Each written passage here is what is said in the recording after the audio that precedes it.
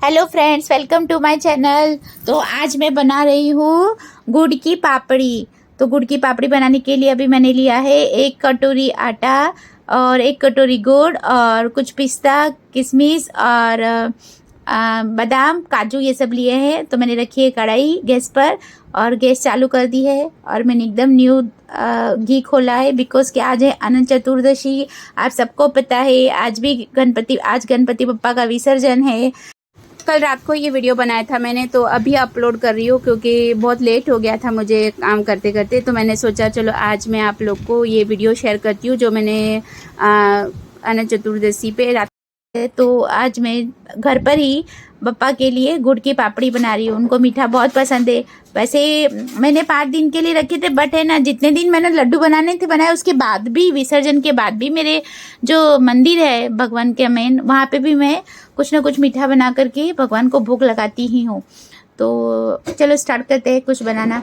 तो कढ़ाई ली है, कढ़ाई के अंदर मैंने थोड़ा सा घी डाला है, यानी आधी कटोरी। उसके बाद मैंने आटा लिया है। आटे को अच्छे से सेकूंगी मैं 5-10 मिनट तक, जब तक कि वो लाइट ब्राउन कलर का ना हो जाए।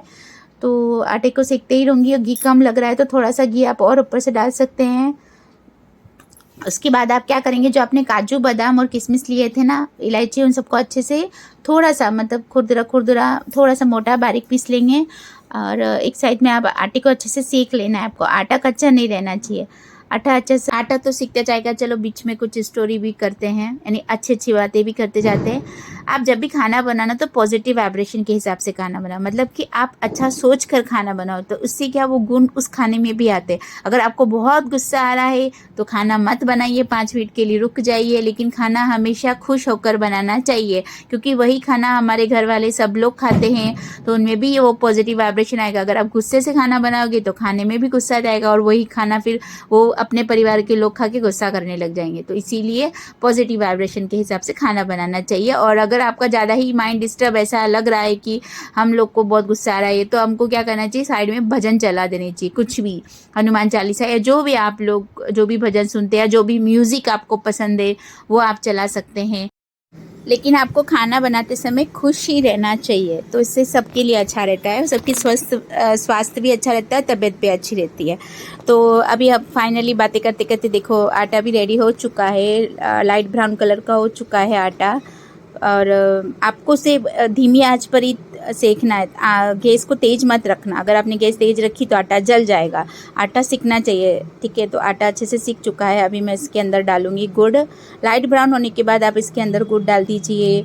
उसके बाद सभी ड्राई फ्रूट्स डाल दीजिए। लेकिन एक बात ध्यान रखना, जब आटा पूरा सिक जाए तब आपको गैस बंद कर देनी है। गैस बंद करने के बाद ही आपको गुड़ को मिलाना है। गुड़ आराम से घुल जाएगा। गैस चालू करने की ज़रूरत नहीं है, क्योंकि अगर आप गैस चालू रख के गुड़ मिलाओगे तो आटा कड़क हो जाएगा। तो आपको उसमें गैस बंद करके ये सब डालने, और ड्राई फ्रूट्स जो आप थोड़े से बारीक कर सकते हो, उसे नहीं करना तो आप ऐसे भी यूज़ कर सकते हैं, तो वो भी आप इसमें मिक्स कर दीजिए। को इस चम्मच से इस डो को हिलाते रहना है थोड़ी देर तक, और उसके बाद इसे थाली में निकाल करके प्रेस करके कट कर देना है। अच्छे से दबा देना। थाली में निकालने से पहले आपको थाली में घी डालना है। हाँ, तो अभी अपन कुछ और बात करते हैं। अपन जो अनंत चतुर्दशी के लिए ये भोग बना रहे हैं, तो आप सबको पता है अनंत चतुर्दशी क्यों बनाते हैं? इसके 2 कारण हैं। ऐसे तो कई कारण होंगे, बट खास 2 कारण ये है कि हिंदू धर्म में महत्व ये है कि अनंत चतुर्दशी सारे संकटों से रक्षा करती है और अनंत सूत्र बांधा जाता है। कहा जाता है कि जब पांडव धृतक्रिया में अपना सारा राजपाट हार कर वन में कष्ट भोग रहे थे, जो शतरंज खेलते ना, उसमें उन्होंने अपना सारा राजपाट हार चुके थे, तो भगवान श्री कृष्ण ने कहा कि एक ही उपाय है, तुम अनंत चतुर्दशी का व्रत करोगे तो तुम्हें सारा राज्य मिलेगा और सारे संकटों से मुक्ति मिलेगी। एक तो ये प्रथा है, अनंत चतुर्दशी का व्रत किया जाता है। और एक दूसरी इसके पीछे की कहानी ये है कि हिंदू पंचांग के मुताबिक अनंत चतुर्दशी का त्यौहार भाद्र माह के शुक्ल पक्ष के चतुर्थी तिथि यानी 14वें दिन मनाया जाता है।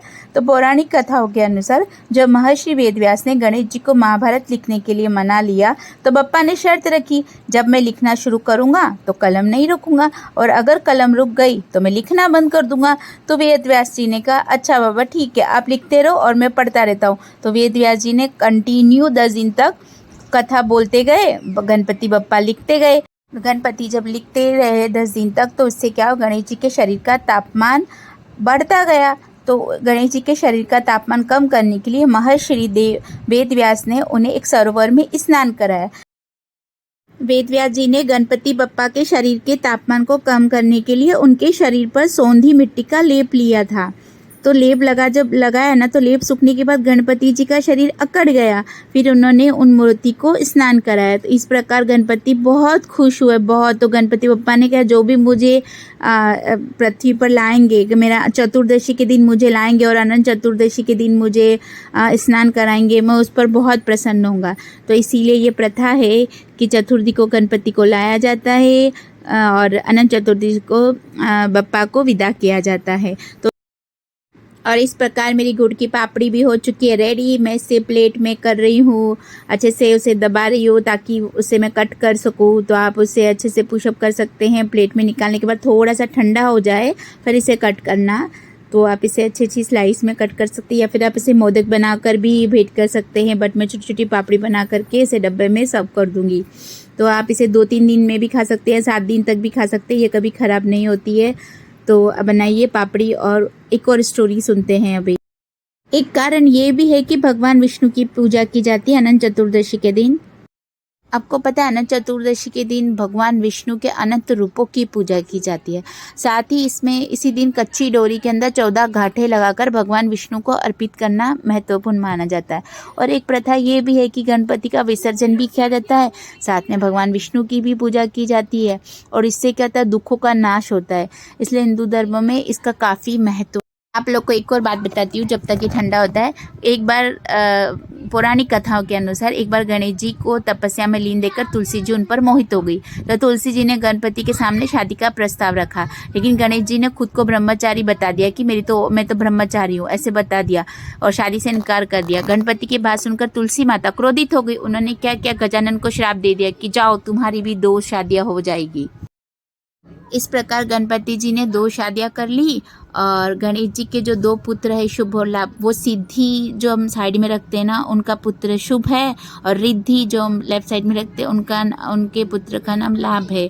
तो ये दोनों ही उनके पुत्र है और उनकी बेटी है संतोषी माता। जो संतोषी माँ की हम पूजा करते हैं ना, वो संतोषी माता। तो इस प्रकार शुभ और लाभ के नामों से ही जाना। आपको पता है कि गणेश चतुर्थी के दिन चंद्रमा नहीं देखना चाहिए। इसका क्या कारण है? सभी देवी देवताओं ने गणपति की स्तुति करी, लेकिन चंद्रमा जो थे वो हंस रहे थे अंदर अंदर। तो गणपति को पता चल गया कि चंद्रमा को बहुत हंसी आ रही है, ईगो प्रॉब्लम थी। तो गणपति बापा ने बोला कि ये बहुत ही अपने आप को उसको है कि मैं सबसे ज़्यादा सुंदर हूँ।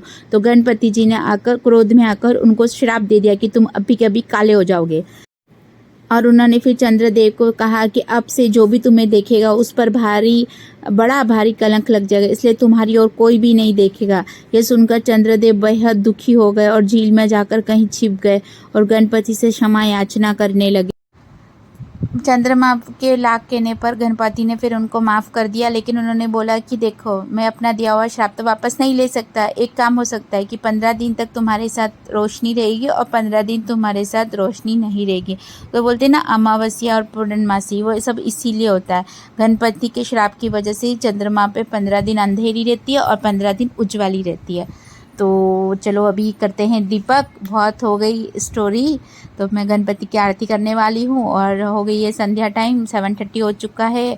तो अब गणपति को भोग लगाने वाली हूँ और आज है अनंत चतुर्दशी, तो आरती तो होनी ही है। और आरती तो वैसे भी मैं रोज़ करती हूँ, गणपति की आरती और एक रहती है ओम जय जगदीश की आरती और हनुमान चालीसा। हाँ, अगर श्री रामचंद्र हो पाया, श्री रामचंद्र कृपालु भजमन, तो मैं कर लेती हूँ। अदरवाइज़ गणपति की आरती तो डेली रहती ही है घर पे। तो चलो चलते हैं गणपति बप्पा की आरती करने और मेरे मंदिर में। तो अभी मैं करने वाली हूँ दिया। पहले तो गणपति बप्पा को भोग लगाऊंगी मेरे हाथों से। जब मैं 8th क्लास में थी ना, तब से मैं ये करती आ रही हूँ कि मैं बप्पा को मेरे हाथों से खाना खिलाती हूँ और उसके बाद ही मैं खाना खाती हूँ। मेरा जो मॉर्निंग का रूटीन है वो भी ऐसा ही है कि मैं जब तक खाना नहीं खाऊंगी, जब तक मेरे भगवान मेरे हाथ से खाना नहीं खा लेते, तब तक मैं खाना कभी नहीं खाती। तो अभी मैं लूँगी एक बाइट और उनका जो सूंड है उनके पास में रखूँगी गणपति बप्पा के, और बस अब फिर मैं खाना खाऊंगी। पहले आरती कर लूँगी, उसके बाद मैं खाना खाऊंगी। तो आप लोग भी इंजॉय करिए और बनाइए गुड़ की पपड़ी मेरी तरह। जैसे आपको कैसी लगी रेसिपी बताइए मुझे। Okay bye, happy Ganesh Chaturthi.